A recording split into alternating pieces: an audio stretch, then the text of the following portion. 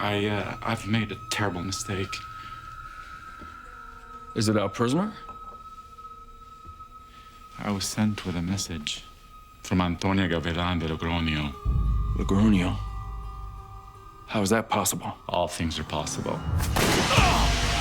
The episode begins when Marnie, channeled Antonia, she announces that she's now returned. That becomes the fulcrum of the episode. What is your business with Antonia?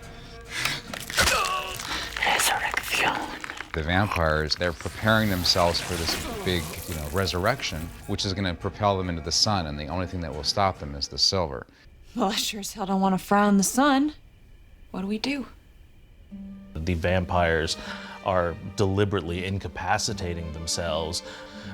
So there's a great deal of fear, which on possibly the last day of their lives affords them a moment of reflection. I'm writing it as a fan of these actors. In a way, it's sort of giving them an opportunity to really have their soliloquies. The first scene that we filmed actually was Bill and Jessica, and having them feel that as if this could be their last day on Earth. And Jessica is trying to make Bill, almost in a parental role, feel better about his being her maker. I've lived more with you than I ever would have with my human parents.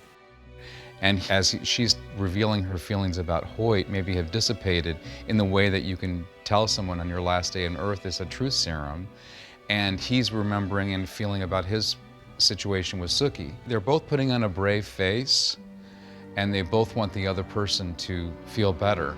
The way that they interplay upon each other is fascinating. Jessica, because she has the least silver on her, because Bill can't bear to see her go through the pain of having silver on her, she is the one who gets away. She may have to pay the consequences of having the least silver on her.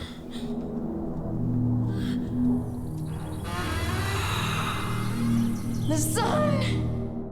Conversely, with Eric and Sookie, that there's this feeling of, if Eric wants to know if his memory comes back, will Sookie still want to be with him?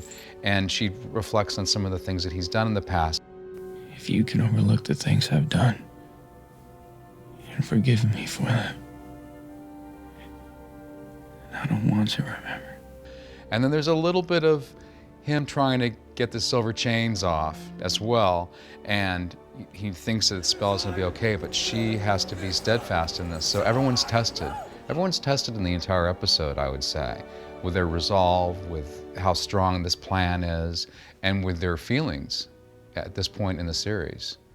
Well, the same way vampires possess magic, witches are human beings who possess a magic that is kind of the converse of vampires. In this particular case, the witches on our shows are necromancers, so they practice death magic, and vampires, being the undead, can be controlled. This is the kryptonite for vampires, and a lot of the necromancers on our show have been drawn to it because they were, in their human lives, victimized by vampires.